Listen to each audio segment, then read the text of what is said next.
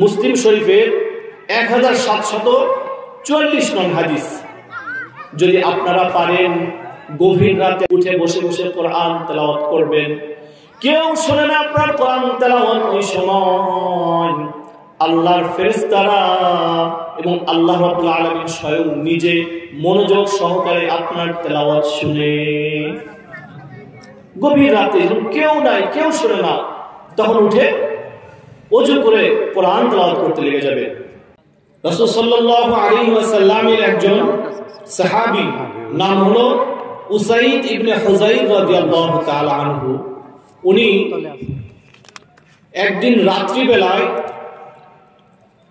ঘোড়ার আস্তাবলের মধ্যে, অর্থাৎ যেখানে ঘোড়া বাঁধা হয়, রাখা হয়, সেখানে বসে বসে কোরআন তেলাওয়াত করতেছিলেন। কখন? রাত্রিবেলায়। কখন? রাত্রিবেলায় একা একই অবস্থায়, যখন কেউ দেখতেছে না, কেউ শুনতেছে না, কিন্তু কে শুনে? আল্লাহ এবং ফেরেশতারা। কি অবস্থায় শুনে? মনোযোগ দিয়ে শুনে। ওই রাত্রিবেলায় উসাইদ ইবনে হুযাইর রাদিয়াল্লাহু তাআলা আনহু উনি কোরআন তেলাওয়াত করতেছিলেন। মুসলিম শরীফের হাদিস শোনাচ্ছি।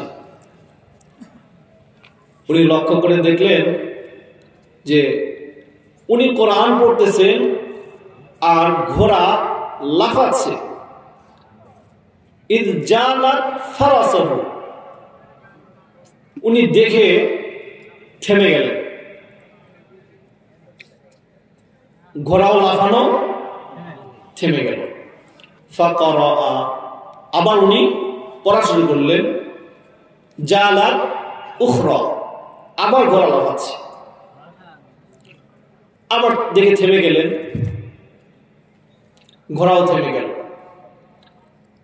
ফাকারা, আবার উনি পড়া শুরু করলেন। জালাত আইদান, আবার ঘোড়া লাফাচ্ছে। হযরত উসাইদ ইবনে হুযাইর রাদিয়াল্লাহু তাআলা আনহু বলেন, আমি এই জিনিসটা দেখে আশ্চর্য হয়ে গেলাম যে আমি যখন কোরআন তেলাওয়াত শুরু করি ঘোড়া তখন লাফায়, আবার যখন বন্ধ করে দেই ঘোড়াও থেমে যায়। রহস্যটা কি? হযরত উসাইদ রাদিয়াল্লাহু তাআলা আনহু বলেন, আমি যখন কয়েকবার এরকম করলাম আর দেখলাম ঘোড়া লাফালাফি করতেছে, ফাখাশিতু, তখন আমি একটু ভয় পেয়ে গেলাম, কারণ পাশে আমার ছেলে ইয়াহইয়া ঘুমাচ্ছেন। ঘোড়া লাফালাফি করার কারণে যদি তার শরীরে উঠে যায় তার ক্ষতি হয়ে যাবে। এই জন্য উনি থেমে গেলেন।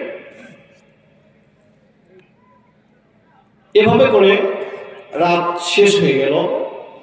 সকালবেলায় আল্লাহর নবী জনাবে মুহাম্মদুর রাসূলুল্লাহ সাল্লাল্লাহু আলাইহি ওয়াসাল্লামের কাছে গিয়ে বললেন, ইয়া রাসূলুল্লাহ, আমি রাত্রিবেলায় একাকী উঠে কোরআন তেলাওয়াত করতেছিলাম, তখন দেখলাম ঘোড়া লাফাচ্ছে। আমি লাফালাফি দেখে থেমে গেলাম, ঘোড়াও থেমে গেল। এরপরে আবার যখন তেলাওয়াত শুরু করলাম তখন দেখলাম ঘোড়া আবার লাফালাফি করে। আমি থেমে গেলাম, ঘোড়াও থেমে যায়। ইয়া রাসূলুল্লাহ, আমি এই অবস্থা দেখে আমি ওখান থেকে একটু সামনে অগ্রসর হলাম। সেখানে যাওয়ার পরে দেখলাম ফিহা আমসালুস সুরুজ, সেখানে অনেকগুলো নূর, আলো আর আলো।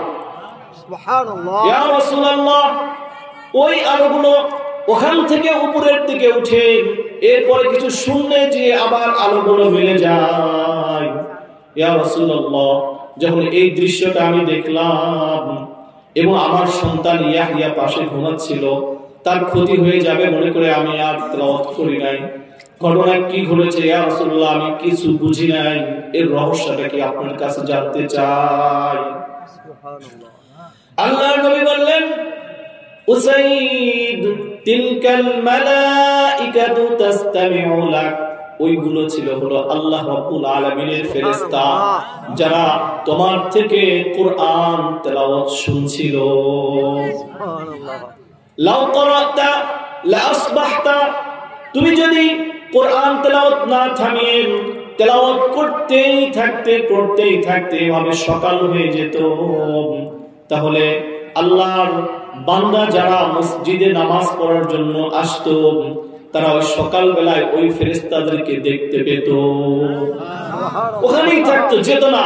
তুমি যদি কোরআন তেলাওয়াত কন্টিনিউ করতে না থামতে, তাহলে সকালবেলায় ফজরের নামাজ পড়ার জন্য যে সমস্ত সাহাবী আসতেন তারা ওই ফেরেশতাদেরকে ওখানে দেখতে পেত, তারা যেত না। যতক্ষণ তেলাওয়াত করতে ততক্ষণ তারা সেখানে থাকতো। সুবহানাল্লাহ, সুবহানাল্লাহ। এটা কার মর্যাদা বলেন? কোরআনের মর্যাদা, কোরআনের ফজিলত, যে আপনি তেলাওয়াত করলে ফেরেশতারা এসে শুনে, আল্লাহ রাব্বুল আলামিন শুনে। যদি পারেন রাত্রিবেলায় একাকী কোরআন তেলাওয়াত করবেন।